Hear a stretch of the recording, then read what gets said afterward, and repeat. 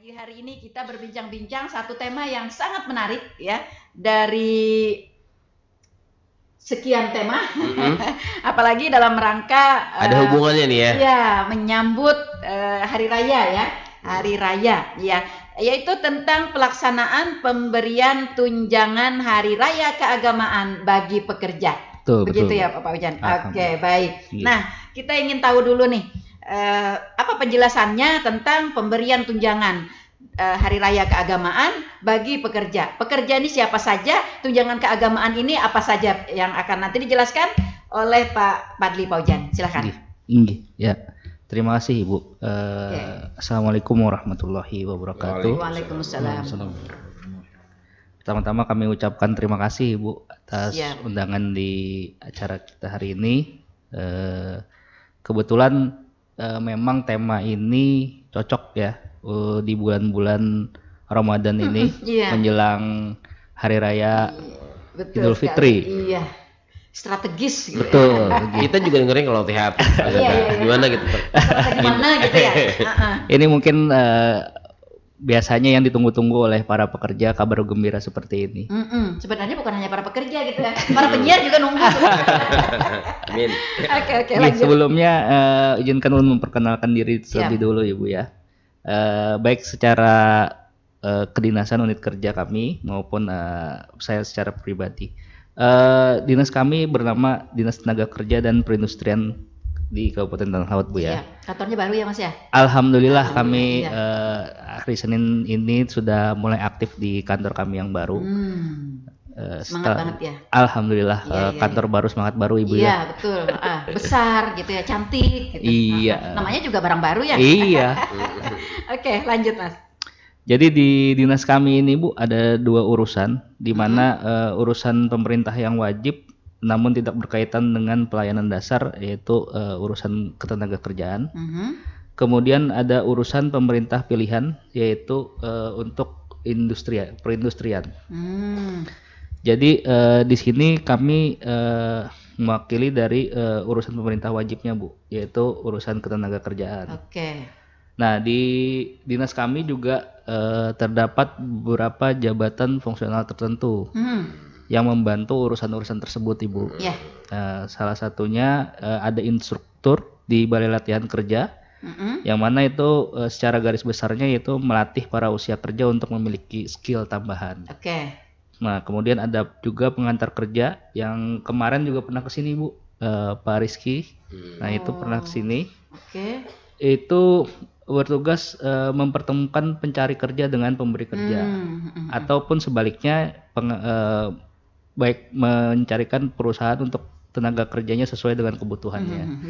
Jadi seperti mak comblang. Nah yang ketiga itu kami Bu, yaitu mediator hubungan industrial, di mana mediator ini bertugas untuk membina dan mengembangkan hubungan industrial. Kebanyakan memang hubungan industrial ini terjadi di perusahaan,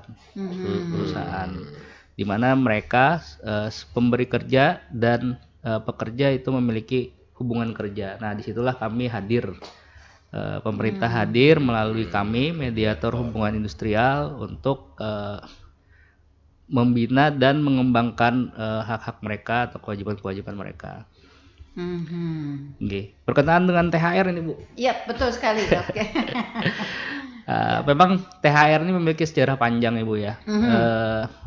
Awal mulanya memang di zaman Pak Presiden pertama kita, Pak Soekarno, di mana Perdana Menteri kita yang ke-6 yaitu Pak Sukiman Wirjo Sandoyo itu mengeluarkan kebijakan dalam hal untuk peningkatan kesejahteraan, di mana di bulan Ramadan mungkin beliau melihat banyak masyarakat yang membutuhkan waktu itu untuk memenuhi kebutuhan seperti membeli pakaian lah, atau membeli bahan makanan untuk hari raya kan.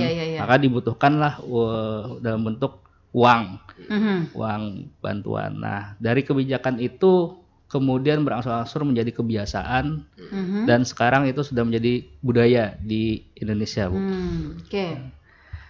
Dan itu kemudian kita akomodir, pemerintah akomodir melalui aturan yang menjadi dasar hukum, karena kita harus melindungi Bu ya. Betul. Hal-hal yang bersifat seperti itu untuk kepastian hukumnya. Iya. Hak dan kewajibannya, betul, ya kan? Betul. Karena memang pada saat dari kebijakan menjadi kebiasaan, menjadi budaya itu agak bergeser sudah maknanya. Betul, betul. Kadang-kadang anak kecil pun minta THR. Nah, kita kan jadi bingung tuh. Iya, betul. Jumlahnya juga tidak jelas, ya kan? Apakah iya. THR itu pemberinya kah, bahasa Banjarnya? Atau berupa apa? Iya, berupa apa? Berupa barang, berupa uang. Iya, nah, itu sudah ditegaskan kemudian dengan dasar hukum, yaitu Peraturan Menteri Ketenagakerjaan Nomor 6 Tahun 2016 tentang tunjangan hari raya keagamaan bagi pekerja buruh di perusahaan. Oke. Jadi fokusnya adalah pekerja buruh di perusahaan. Yang disebut dengan pekerja tadi artinya pekerja yang ada di perusahaan. Betul, Ibu. Oke. Nah, lalu yang disebut dengan perusahaan ini juga lingkupnya nih seperti apa? Apakah juga kayak UMKM yang punya tenaga kerja juga gitu? Apakah itu juga disebut dengan perusahaan? Apakah mereka ini juga punya hak dan terakomodir di dalam Permen 06 2016 ini, atau bagaimana ruang lingkupnya Pak Paujan? Oke, kalau pengusaha itu Bu, di pasal 1 angka 3-nya yaitu adalah ada 3 kategori Bu.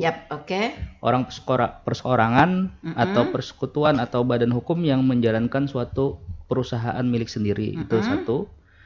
Ataupun orang perseorangan, persekutuan atau badan hukum yang secara berdiri sendiri menjalankan perusahaan bukan miliknya. Itu. Yang ketiga adalah orang perseorangan, persekutuan atau badan hukum yang berada di Indonesia mewakili perusahaan sebagaimana dimaksud dalam huruf A ataupun B yang berkedudukan di luar wilayah Indonesia. Jadi bisa milik sendiri maupun milik orang lain. Ya, jadi dia tuh bertugas berdasarkan jabatannya gitu. Itu juga memiliki kewajiban untuk membayarkan THR. Oke, kalau misalnya seperti perusahaan-perusahaan kayak di tempat kita yang banyak itu artinya sudah jelas ya masuk di 06 2016 ini. Nah, lalu dengan kayak industri-industri kecil begitu Pak Paujan yang juga memiliki karyawan kayak misalnya kayak pabrik tahu, pabrik tempe, ini apakah juga mempunyai kewajiban untuk melaksanakan Permen 06 2016 ini? Ya, kalau di Permen ini jelas Bu ya. Perseorangan, kata-kata perseorangan itu merujuk hal tersebut. Artinya dimungkinkan untuk membayarkan THR. Ya. Dan juga kalau untuk perusahaan besar kan ada kata-kata badan hukum. Berarti kan yang berbadan hukum itu tentu sangat wajib malah untuk memberikan itu. Namun itu dikembalikan lagi nanti di pelaku usaha mikro ini nanti bisa membayarkan THR itu kepada karyawannya dengan perhitungan-perhitungan Bu. Nanti dijelaskan lebih lanjut. Oke, seperti itu ya. Nah, lalu untuk perusahaan yang berbadan hukum misalnya ya, kita tahu nih. Nah, pekerja atau buruh yang mendapat hak sesuai dengan Permen 06 2016 ini ada kategorinya nggak Pak Paujan? Karena begini, ada kadang-kadang yang tidak dapat karena misalnya tidak memenuhi persyaratan. Nah, apakah ada persyaratan atau indikator tertentu setiap pekerja yang ada di perusahaan yang berbadan hukum itu memiliki hak untuk mendapatkan THR? Iya, nah ini menarik Ibu.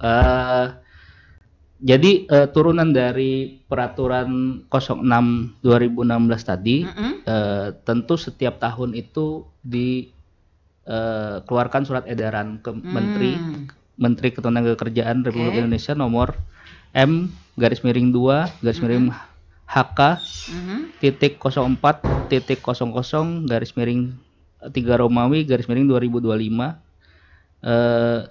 tentang pelaksanaan pemberian tunjangan hari raya keagamaan tahun 2025 bagi pekerja buruh di perusahaan. Nah, ini tentang pelaksanaannya, Bu. Pelaksanaan pemberiannya. Nah, inilah yang diturunkan kembali menjadi SE Gubernur dan SE Bupati Tanah Laut. Iya, betul. Nah, ini memang THR ini sejalan dengan sejarahnya, yaitu peningkatan kesejahteraan, Ibu ya. Maka tujuan pemberian THR ini adalah untuk bagi pekerja buruh merupakan upaya untuk memenuhi kebutuhan pekerja buruh dan keluarganya dalam merayakan hari raya keagamaan. Yang kedua adalah kewajiban yang harus dilaksanakan oleh pengusaha kepada pekerja buruh. Artinya ini sudah dituntut dari aturan ini, si pengusaha itu dituntut untuk membayarkan, maka menjadi kewajiban. Lalu untuk pertanyaan Ibu, jadi kategorinya seperti apa? Maka saya jelaskan di sini bahwa pekerja buruh yang berhak untuk mendapatkan THR adalah pekerja buruh yang telah mempunyai masa kerja 1 bulan secara terus-menerus atau lebih. Nah, enteng tuh. Betul. Selanjutnya. Dengan hubungan kerjanya adalah PKWT atau PKWTT. PKWT itu perjanjian kerja tertentu, atau PKWTT perjanjian kerja waktu tidak tertentu. Itu istilahnya kalau gampangnya pekerja tetap dan tidak tetap. Ya. Kemudian THR keagamaan ini wajib dibayarkan paling lambat 7 hari sebelum hari raya keagamaan. Ya. Karena kita melihat biasanya sebelum hari raya itu sudah ada cuti, Bu ya. Nah, itu jangan sampai THR-nya tidak diterima, dia sudah pulang kampung gitu kan. Supaya sahur betul tukar juga. Itu. Karena bahan-bahan pasti naik terus, Bu. Iya, betul. Di hari-hari kayak ini nih. Nah, untuk selanjutnya yang tidak menerima yang tidak mendapatkan THR keagamaan ini penting. Tadi kan yang sudah tadi itu yang menerima. Yang tidak menerima itu pekerja yang bekerja kurang dari 1 bulan. Ya. Pekerja tetap yang di PHK lebih dari 30 hari sebelum hari raya keagamaan. Jadi sebulan sebelumnya sudah di PHK. Maka dia tidak berhak untuk mendapatkan THR. Kemudian untuk pekerja kontrak, apabila kontraknya habis atau berakhir dan tidak diperpanjang lagi sebelum hari raya keagamaan, maka dia tidak berhak pula mendapatkan THR. Seperti itu. Nah, itu poin-poinnya, Bu. Artinya kalau kita lihat ini berarti seperti misalnya kayak buruh harian lepas. Betul. Itu juga berarti termasuk di kategori pertama yang berhak, begitu? Betul, Bu. Betul. Tapi saya nyeling juga sedikit, Pak Pojan. Saya pernah dengar informasi kalau masa kerja 12 bulan itu akan mendapatkan 1 bulan upah. Betul. Dan kalau kurang dari 12 bulan itu apa ya? Proporsional ya. Apakah ini bagaimana ini?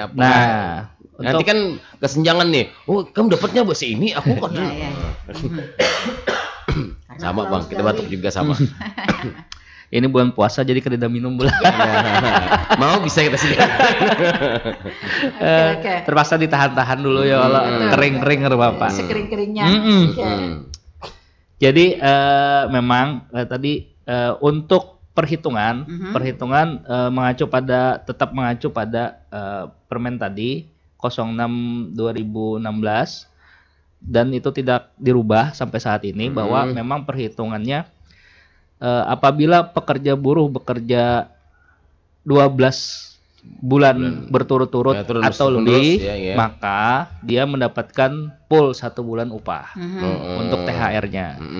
Dan apabila dia bekerja kurang dari 12 bulan, maka perhitungannya memang proporsional. Proporsional itu artinya masa kerja bulanannya, misalnya dia 10 bulan, maka 10 bulan dibagi 12 dikali dengan 1 bulan upah. Nah, itulah yang akan diterima, karena kalau misalnya kita samakan 10 bulan dengan 12 bulan kan tidak adil sepertinya begitu. Makanya dibikinlah seperti itu yang proporsional.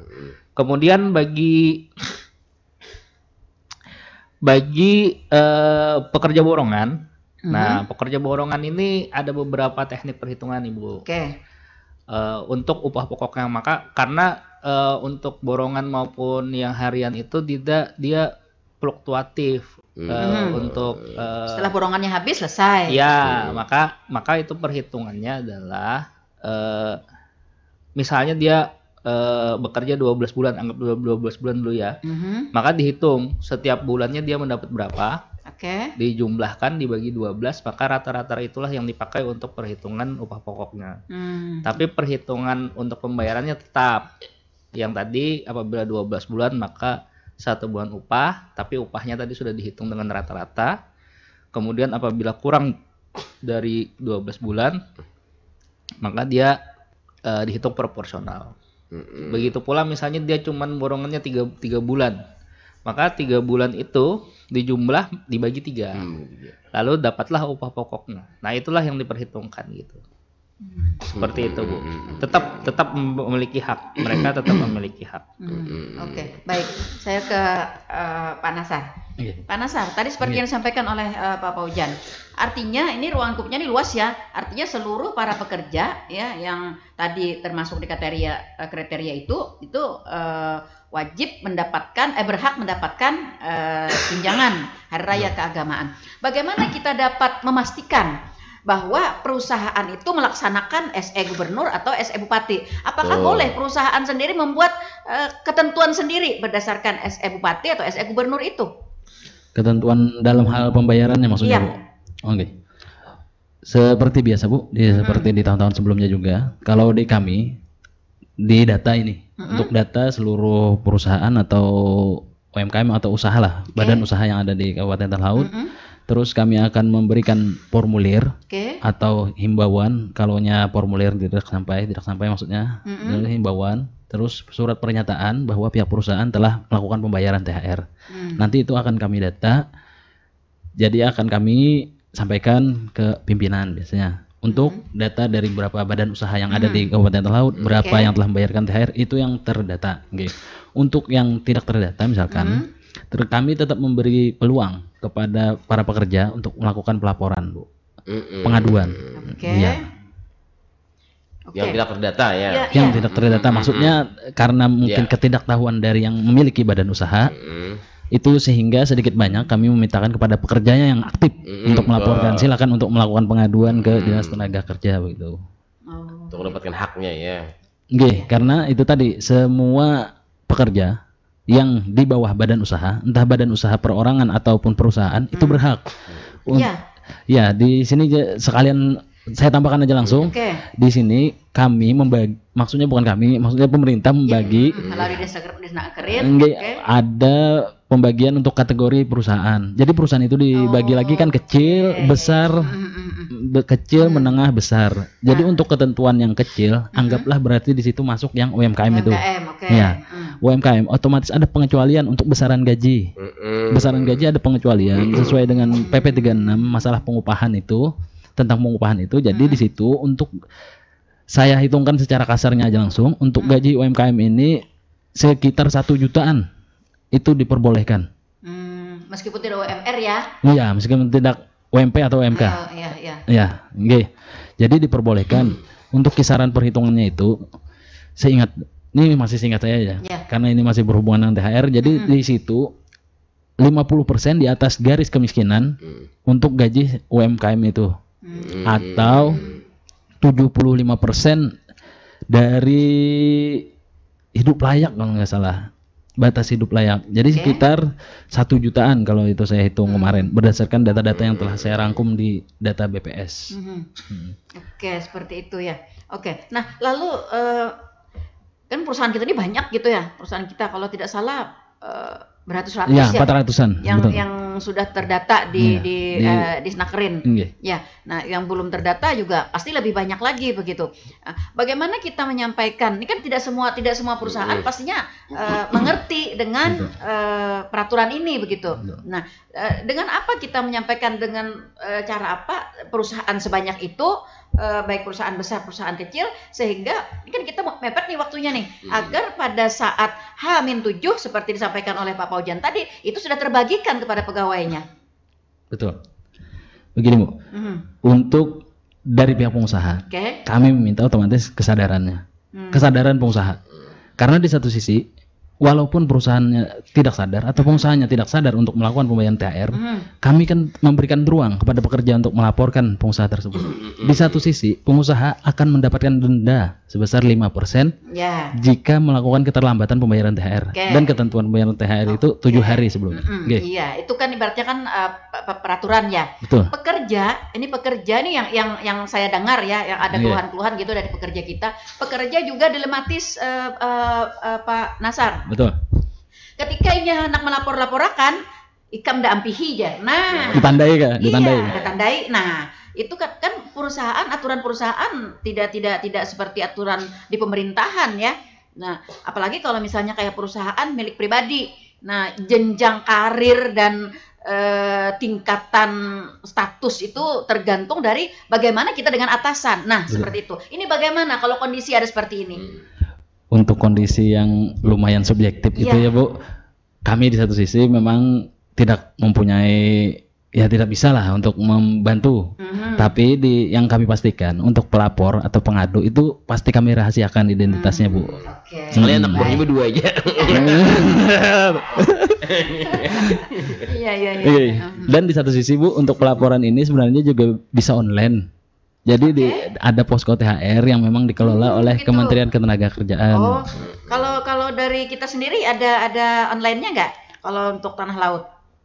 Dari tanah laut nggak ada sebenarnya. Jadi begini, situs datanya itu online, dilaporkan ke kementerian. Kalau pekerja itu offline datang ke kami akan melaporkan juga ujung-ujungnya online juga. Nah, yang offline ini yang susah, nanti terekam nih wajah saya gitu. Iya. Nah, seperti itu. Karena begini, Pak Nasar, pengalaman tahun kemarin nih ada yang carut marut soal pembagian THR ini. Ada pekerja kita yang tidak dapat, ada yang dapat tapi tidak layak begitu. Nah, kemudian ada yang dapat tapi terlambat. Mungkin saya bantu Ibu ya. Mungkin balik lagi sedikit, saya perlu menjelaskan tentang posko tadi. Saat ini memang kita mengajukan SE Bupati. Nah, itu lagi proses untuk penandatanganan. Nah, di situ juga memang diterangkan tentang posko ini Bu, poinnya.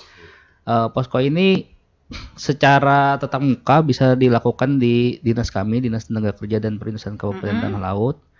Kemudian secara daring bisa melalui laman poskothr.kemnaker.go.id. Posko ini berupa satgas gitu ya? Iya, sejenis seperti itu Pak. Biar lebih kuat gitu loh, ada yang lain. Jadi memang nanti saya terangkan di belakang ya. Saya lanjutkan dulu. Tadi untuk websitenya yaitu poskothr.kemnaker.go.id ya. Dengan call centernya 1.500 630. 630 Bu. 630. Ya. 1500 630. Nah, ini bisa silahkan di telepon ataupun lebih gampangnya mungkin melalui website tadi, karena di situ lebih detail.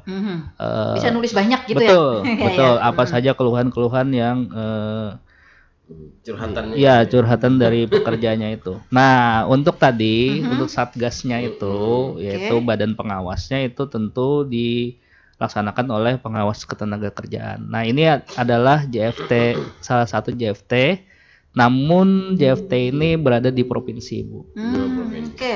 Ya, inilah polisinya seperti itu, polisinya yang berperan untuk penindakan lebih lanjut. Jadi kalau kita di pembinaan dan pengembangan, mereka di penindakan. Gitu. Dan untuk mekanisme tadi benar kata Pak Nasar bahwa untuk mekanismenya tidak akan memberitahukan nama pelapor. Tentu ini kan kalau berlaku terjadi pada si pelapor, maka ini tentu terjadi juga di pekerja yang lain di perusahaan itu. Maka biasanya pemeriksaannya menyeluruh di perusahaan tersebut gitu. Kemudian tadi pertanyaan berikutnya tadi apa, Bu? Saya lupa. Apakah perusahaan bisa membuat surat edaran sendiri sehingga bisa terjadi ada penerima yang dapat, ada penerima yang dapat sedikit, ada penerima yang dapat tapi telat, gitu. Ada yang penerima tidak dapat sama sekali. Betul. Jadi SE atau kebijakan perusahaan itu diperbolehkan apabila penilaian atau pemberian THR ini lebih besar dari ketentuan perundang-undangan. Jadi jadi ada beberapa perusahaan dulu ya, apalagi perusahaan pertambangan yang memiliki profit besar itu memberikan THR-nya 2 kali lipat atau 3 kali lipat dari aturan pemerintah. Yang tadi kan 12 bulan 1 bulan upah, dia 3 bulan upah misalnya gitu. Nah itu diperbolehkan kalau seperti itu, karena itu menguntungkan pekerja. Kita kan tujuannya untuk mensejahterakan pekerja. Apabila memang kemungkinan terjadi yang kasus itu bermula pada saat COVID, Ibu. Memang ada kebijakan pada saat COVID itu THR boleh dicicil, THR boleh ditunda. Iya, THR selama pada masa itu, masa COVID itu. Artinya perusahaan memang tidak mampu untuk membayarkan itu. Namun SE terbaru tadi yang saya sebutkan dari kementerian menegaskan itu tidak boleh terjadi lagi, karena ada poin di situ dicatatkan bahwa pembayaran THR wajib dibayarkan tanpa dicicil. Nah, ini poin pentingnya bahwa untuk tahun 2025 ini sudah tidak boleh lagi ada penundaan pembayaran THR. Oke, berarti pasalnya ditambah gitu ya? Iya, pasalnya ditambah. Memang yang dulu memang mengacunya masih pada pembenahan ekonomi pasca COVID-19. Nah, itu berarti. Itu, Bu. Nah, Nah, lalu bagi pekerja kita yang kayak buruh harian lepas, kayak tadi kan disampaikan nih oleh Pak Paujan tuh ada PWKT ya, PWTT begitu ya. Nah, ini bagaimana kita mengkategorikan sama juga dengan pegawai kita yang borongan. Ini borongannya nih misalnya 6 bulan habis nih.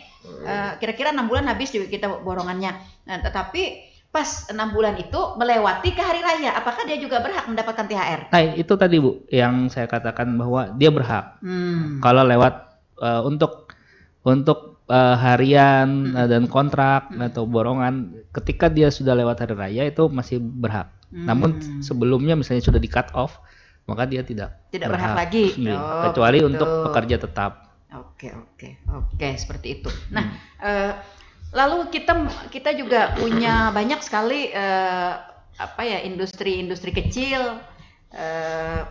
Seperti saya sebutkan kayak pabrik tahu, tempe, kemudian juga UMKM yang lainnya, misalnya begitu. Nah, bagaimana kita dapat ya tanda kutip sih ibaratnya Pak Nasar memaksa para pelaku usaha ini untuk memberikan THR kepada para pekerjanya. Kan mereka bisa aja nih berdalih ibaratnya kan keuntungannya kan banyak gitu kan. Kemudian kita kan ada perjanjian nih gasan THR-an segala gitu kan. Ya, seperti itu. Nah, tapi sebenarnya kalau menurut di Permen 06 2016 mereka masuk kategori itu begitu. Oke, betul. Begini, untuk ketentuan secara umum dari pemerintah kan memang sudah mewajibkan dalam pembayaran THR tersebut. Di satu sisi mengenai masalah hukum, warga sayogianya telah dianggap mengetahui jika ada aturan yang telah diterbitkan oleh pemerintah pusat ataupun pemerintah daerah.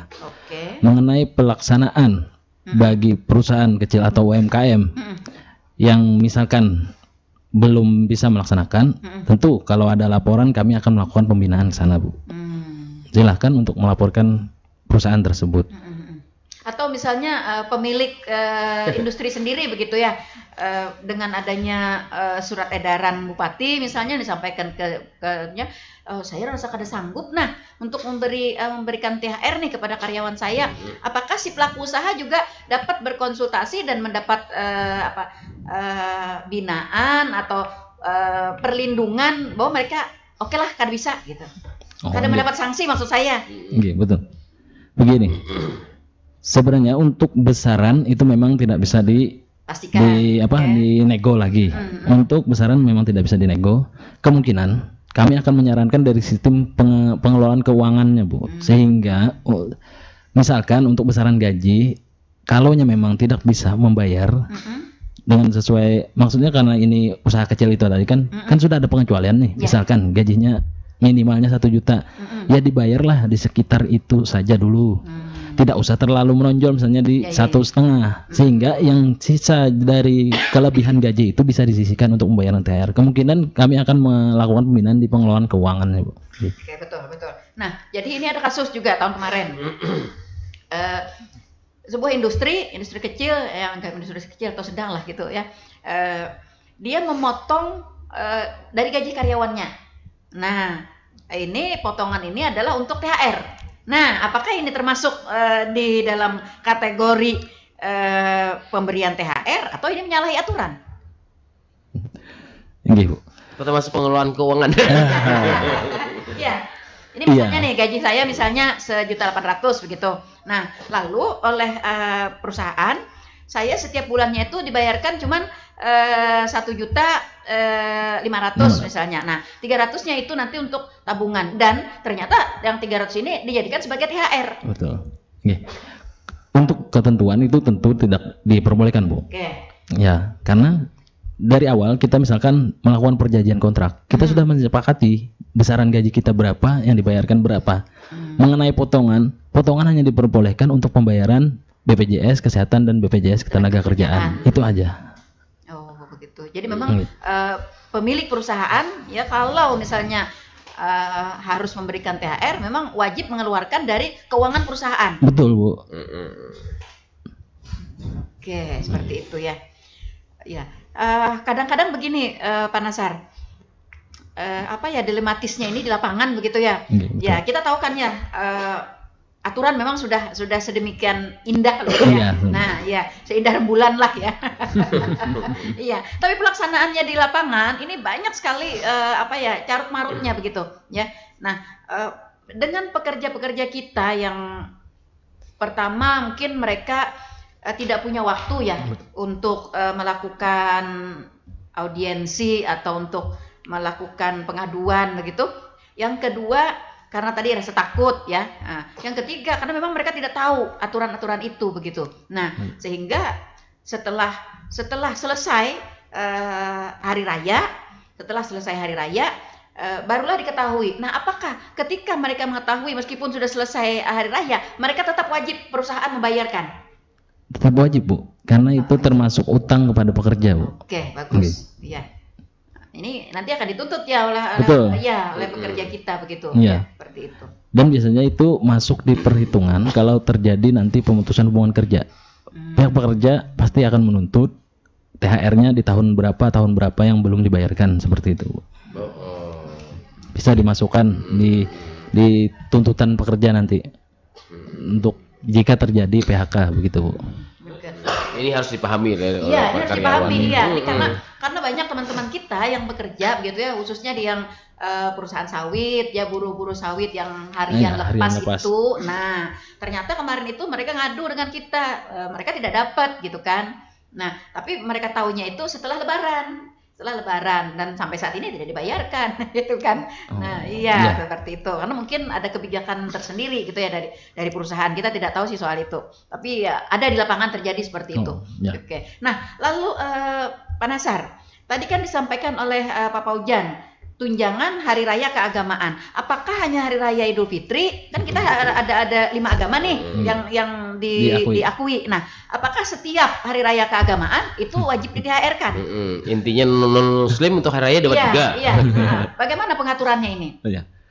Begini, untuk tunjangan hari raya keagamaan ini ditujukan memang untuk seluruh agama. Tapi di aturan pemerintah itu pembayaran THR ini juga dilakukan hanya 1 kali setiap tahun. Jadi maksudnya pemerintah hanya mewajibkan pengusaha untuk membayarkan THR sebanyak 1 kali selama 1 tahun. Jadi untuk pembagiannya mengenai hari raya agama lain nih dalam artian itu tergantung kesepakatan. Kalau memang yang non muslim lah bahasanya, berarti saya kesulitan ya. Ya, kalau yang non muslim mau dibayarkan sesuai dengan tanggal atau ketentuan hari raya mereka itu diperbolehkan. Yang penting 1 kali ya. Iya, jangan 5 kali nanti. Hari 6 kali ya. Iya. Maksud saya begini, ketika hari raya kayak misalnya hari raya keagamaan lain, kayak misalnya hari Natal gitu. Nah, apakah para pekerja kita yang non muslim dibayarkan pada hari Natal itu begitu? Atau mereka mengambil pada saat misalnya karena kita dibayarkan misalnya pada hari raya Idul Fitri, diambil juga dari raya Idul Fitri, lalu dengan kesepakatan di hari raya Natal mereka sudah tidak dapat lagi. Iya, biasanya seperti itu. Dan maksudnya biasanya karena kita mayoritas kan Bu, biasanya memang ditaruh di hari raya keagamaan Muslim. Yang banyak ya. Tapi memang di satu sisi tadi diperbolehkan kalau dibayarkan kepada di hari yang hari raya bagi pekerja. Di satu sisi yang menjadi poin penting kan tunjangan hari raya ini ditujukan agar pekerja yang berhari raya tersebut memiliki uang lah intinya untuk melaksanakan hari rayanya dengan lebih meriah begitu. Bagaimana dengan perusahaan misalnya ini kan ada karyawannya misalnya ya 1.000 orang nih. 1.000 orang. 500 muslim. Yang lainnya terbagi-bagi misalnya non muslim. Lalu ketika hari raya Idul Fitri mereka bayarkan yang 500 saja. Lalu yang lainnya nanti dicicil sesuai dengan hari raya mereka tanpa persetujuan dari pekerja itu. Dibolehkankah seperti ini atau bagaimana? Tentu itu tidak diperbolehkan Bu. Masalahnya begini maksudnya. Kayak cicilan gitu ya? Enggak, begini Bu maksudnya. Untuk pelaksanaan di perusahaan itu diperlukan juga Bu peraturan perusahaan. Atau perjanjian kerja bersama. Itu intinya peraturan perusahaan juga. Tapi yang telah didiskusikan dengan serikat pekerja, yang perjanjian kerja bersama ini Bu. Jadi di pasal peraturan perusahaan tersebut harus dicantumkan mengenai pembayaran THR ini. Jadi pembayaran THR misalkan ketentuan spesial seperti yang Ibu sampaikan tadi itu dimasukkan.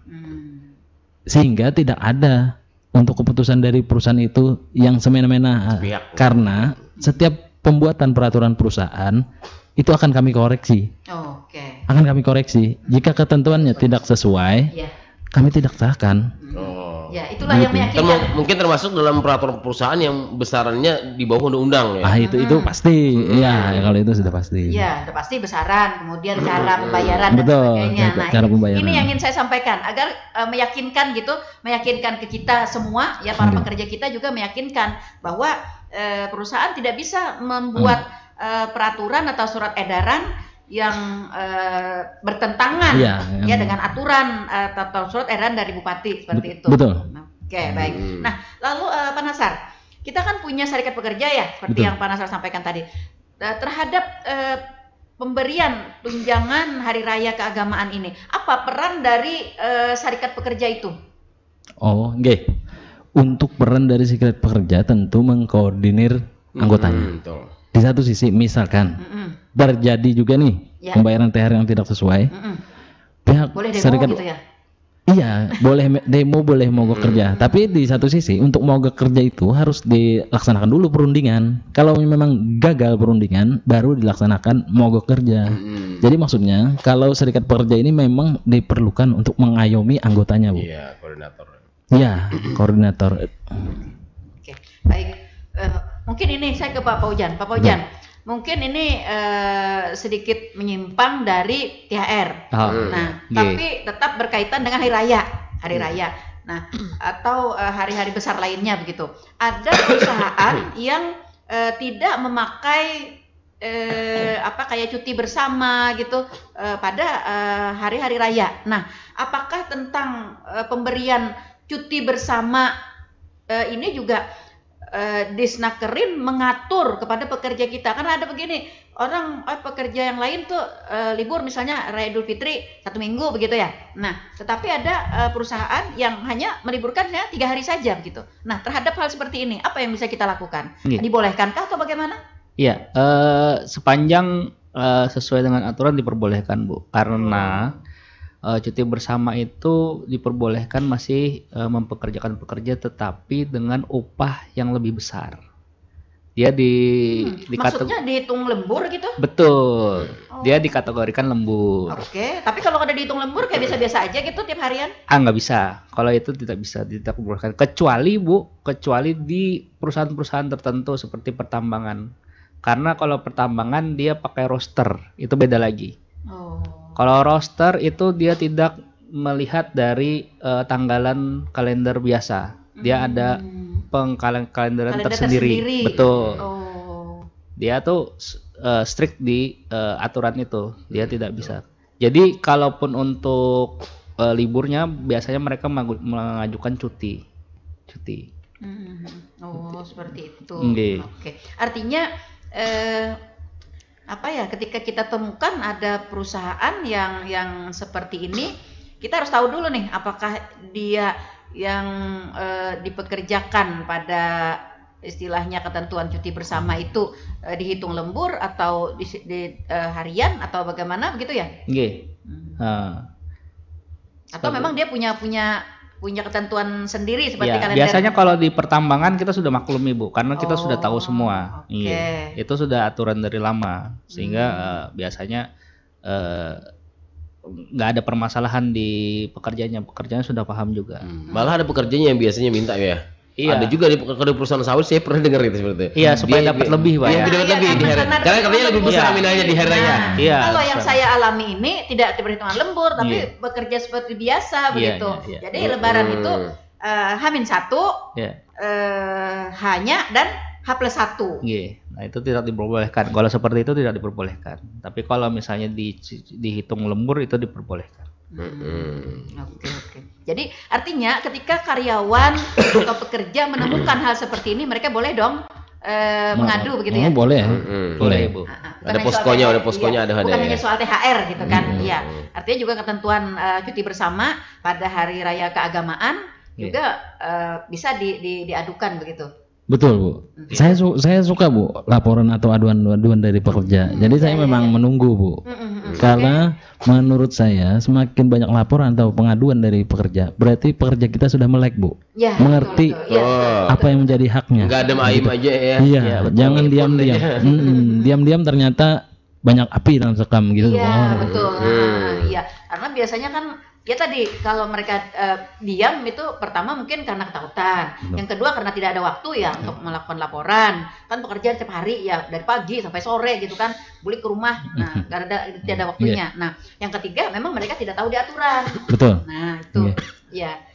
Nah jadi kita menggarisbawahi nih ya kepada para pekerja kita yang mungkin ada sesuatu hal yang ini sudah min berapa ya? Mungkin ada melihat atau mendengar mungkin kebijakan-kebijakan perusahaan yang tidak sesuai dengan aturan di Permen 06 2016 atau di SE, tapi SE-nya belum dibagi ya Mas ya? Betul. Belum, oke. Nanti ketika SE-nya dibagi, ini bolehkah SE itu nanti diperbanyak, dibagikan kepada divisi-divisi agar karyawan kita juga tahu isi SE itu?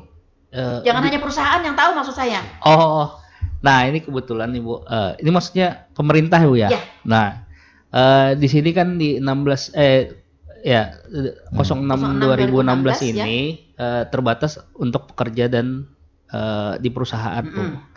Nah untuk kategori pemerintah itu bukan di Kementerian Ketenagakerjaan, tetapi di Kementerian Dalam Negeri maupun di Menpan RB.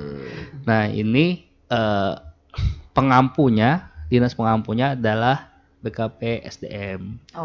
Sehingga itu SE itu tidak berlaku untuk di pemerintahan Ibu, khusus untuk di perusahaan. Makanya kategori judulnya itu pekerja buruh di perusahaan. Iya. Dibatasi seperti itu. Iya, oke. Artinya pekerja di lingkungan pemerintah tidak masuk ya dari di sini begitu. Nah, bagaimana juga kita memastikan bahwa pekerja atau buruh kita ini memahami SE ini, memahami isinya begitu, memahami juga apa-apa yang diatur di dalam Permen 06 2016 yang diturunkan jadi SE. Ya, sejak tahun 2016 sampai sekarang kita sudah berkali-kali melakukan sosialisasi, Bu. Sosialisasi itu sudah hampir 8 tahunan berjalan, sehingga kami meyakini informasi ini sudah masif di Kabupaten Tanah Laut maupun di Kalimantan Selatan. Tapi tentunya minus-minusnya selalu ada, Bu. Betul, karena kan ada pekerja baru. Betul. Ya. Nah, itu dia. Iya, itu makanya SE ini dibuat setiap tahun untuk pengingat. Pengingat bagi pekerja buruhnya maupun bagi pengusaha yang memiliki kewajiban untuk pembayaran THR ini. Dan mungkin ini setelah ini saya akan mencoba memeriksa apakah SE-nya sudah ditandatangani, dan apabila sudah maka hari ini pula nanti kita akan menyebarkan ke perusahaan. Nah, untuk database sendiri kita sudah punya. Jadi penyebaran SE ini kan kita sudah dipermudahkan dengan teknologi. Betul. Ya, tinggal kita sebar aja melalui WA. Iya. Maksud saya SE ini bukan hanya diketahui oleh pihak perusahaan saja, tetapi juga oleh para pekerja atau buruh kita juga memahami atau mengetahui di SE makanya ini. tadi pertanyaan Ibu tentang serikat buruh itu penting. Karena itu kita di sini andilnya juga ya. Betul, andilnya seperti itu. Karena kita ada beberapa organisasi yang kita bina, termasuk Apindo dan serikat buruh, serikat pekerja juga, ada serikat SBNI juga. Nah, itu yang kita perpanjangan tangan dari pemerintah gitu untuk pengawasan dan pembinaan terhadap salah satunya SE ini, pembayaran THR ini. Oke, baik. Bapak Ujan. Tidak terasa ternyata ya. Nih, kalau bicara padahal ngobrol-ngobrol aja Pak Bu ya. Ngobrol-ngobrol aja. Nggak ada stop-stop ya gitu. Bapak Ujan, selain tadi ada 5% ya untuk sanksi ya yang diberikan untuk perusahaan bila lalai dalam memberikan. Apakah ada sanksi lain yang ini bertegas yang mungkin dari enggak dari provinsi tadi ya, apakah mungkin pembatasan kegiatan usaha? Betul. Di permen ini juga disebutkan tentang sanksi administratif. Tapi setahu kami perusahaan yang ditegur itu biasanya patuh. Setelah itu patuh, jadi tidak sampai seperti itu. Karena sanksi administratif itu tadi betul, nanti ada pembatasan izin yang diberikan kepada perusahaan tersebut. Ketika dia melanggar aturan itu. Ya, betul. Dan ini kan lumayan berat secara perhitungan ekonomi, lumayan berat. Artinya 5% itu ditambah dengan kewajiban pembayaran juga kan. Jadi denda itu tidak menghapuskan kewajibannya seperti itu. Malah nambah ya. Tetap, iya, kewajibannya nambah. Makanya itu kan makin merugikan sebenarnya. Iya, makanya jangan ditunda gitu. Jangan ditunda-tunda. Apalagi sampai pembatas kegiatan usaha ya. Rugi lagi. Oke, baik. Pak Ujan, kan surat edaran ini kan SE ini setiap tahun dibuat gitu ya. Cantolannya tetap di Permen 06 2016 ya. Betul. Nah, untuk tahun 2025 apa nih yang berbeda dari isi SE ini yang mungkin menjadi kabar gembira atau kabar plus bagi para pekerja kita? Iya, tadi sudah dijelaskan Pak Bu, saya sentil sedikit tadi. Poinnya cuma satu. Kalau dulu pembayaran THR ini bisa dicicil dan ditunda, maka tahun ini tegas dikatakan bahwa kewajiban pembayaran THR keagamaan dibayarkan oleh pengusaha secara penuh dan tidak boleh dicicil. Serta ada juga penegasan bahwa diusahakan untuk dibayarkan sebelum 7 hari itu. Amin 7. Amin 7 hari. Oke. Berarti kalau kita hitung H-7H ini hitung kita hanya ingin memastikan ya kepada para pekerja kita agar mereka ingat gitu. Bila pada saat itu mereka belum mendapatkan THR atau bahkan mungkin tidak ada hilalnya gitu. Tidak ada hilalnya. Ya, artinya mereka bisa melakukan pengaduan atau misalnya meminta penjelasan kepada perusahaan atau bahkan kepada Disnaker sendiri, begitu? Iya bisa Bu. Tapi minggu kemarin saya ada bertanya-tanya juga bertanya-tanya ke beberapa perusahaan. Kata mereka pengamprahannya sudah mulai diproses. Kemungkinan meskipun SE kita belum gitu. Kemungkinan minggu-minggu ini, pertengahan minggu ini sudah mulai didistribusikan dan dibayarkan ke beberapa pekerjanya. Oke, gitu. Alhamdulillah. Ya, artinya kalau kita lihat Bapak Ujan, ini rata-rata dari sekian ratus perusahaan yang ada terdata di Disnekarin itu rata-rata mereka taat terhadap aturan itu. Iya betul Bu. Memang karena kami terus-menerus memberikan sosialisasi, memberikan pembinaan, bahkan kami mendatangi langsung beberapa perusahaan, itu berdampak positif. Artinya mereka akhirnya sadar akan pentingnya pembayaran ini, baik itu mensejahterakan pekerjanya, membangkitkan loyalitas pekerjanya kepada perusahaan, terus mereka juga lebih aktif dan produktif, sehingga kayaknya perusahaan ini sadar bahwa ini bagus nih, impactnya bagus bagi produktivitas di perusahaan gitu. Jadi mereka sadar dengan sendirinya, walaupun itu memang kewajiban, tapi kan agak berat mungkin bagi perusahaan gitu ya, agak berat. Tapi melihat dari impact positifnya, ya mereka sudah terbiasa sekarang untuk membayarkan itu. Baik. Nah, ini mungkin kita flashback ke tahun kemarin begitu ya. Apakah ada pengalaman nih Bapak Ujan atau Pak Nasar gitu? Apakah ada pengalaman pada tahun-tahun kemarin gitu ada perusahaan yang nakal dalam tanda kutip begitu untuk pembayaran THR ini? Mungkin Pak Nasar kemarin, soalnya saya Pak Nasar kebetulan yang mengepalai poskonya. Oh begitu. Oke. Bagaimana Pak Nasar? Oke, terima kasih. Untuk flashback di tahun 2024 itu memang masih ada pengaduan. Di 2024 masih ada pengaduan sekitar 2 atau 3 pengaduan, tapi sudah teratasi. Dan untuk di 2023, untuk di 2024 tidak ada pengaduan. 2024 clear, tidak ada pengaduan. Dan di 2025 ini kan belum, Bu. Nah, artinya kalau kita melihat grafiknya ini dari tahun ke tahun ini ada peningkatan kepatuhan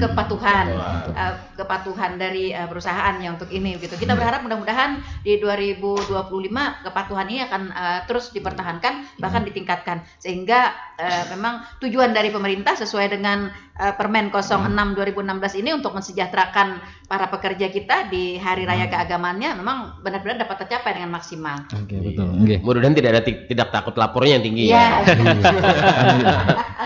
Males ya, mager ya, ada puasa juga ya kan. Ada yang masuk ini lucu, tapi ini lucu aja.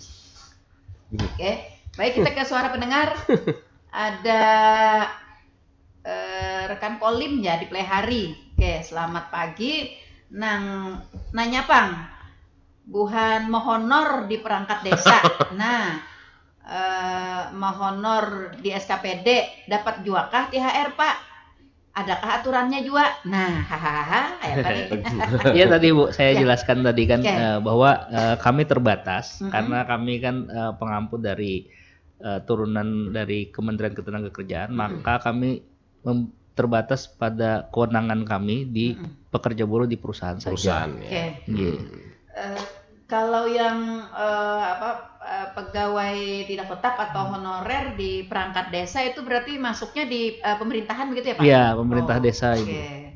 Tapi kalau mungkin ada tahu gitu, mereka ini punya hak nggak? Saya kebetulan kurang tahu Ibu. Oke, iya. Oke, ini berarti nanti jadi tanyakan. Tahu tapi saya nggak bisa juga ngomong ya. Mungkin di PMD nanti kalau ada PMD ke sini mungkin bisa ditanyakan. Perangkat desa. Ya, baik. Rekan Kolim ya, karena yang narasumber kita ini ruang lingkupnya adalah pekerja pada perusahaan. Nah, sehingga untuk pekerja pada perangkat desa dan juga honor pada SKPD itu bukan ruang lingkup mereka begitu ya. Seperti itu. Nah, kalau misalnya mau tanya ini mungkin ditanyakan ke PMD ya. PMD yang berwenang untuk memberikan penjelasan tentang ini. Dan mudah-mudahan kantor-kantor SKPD-nya dengar juga ya. Iya, betul sekali. Tapi untuk di dinas kami dari beberapa tahun yang lalu pasti kami berikan.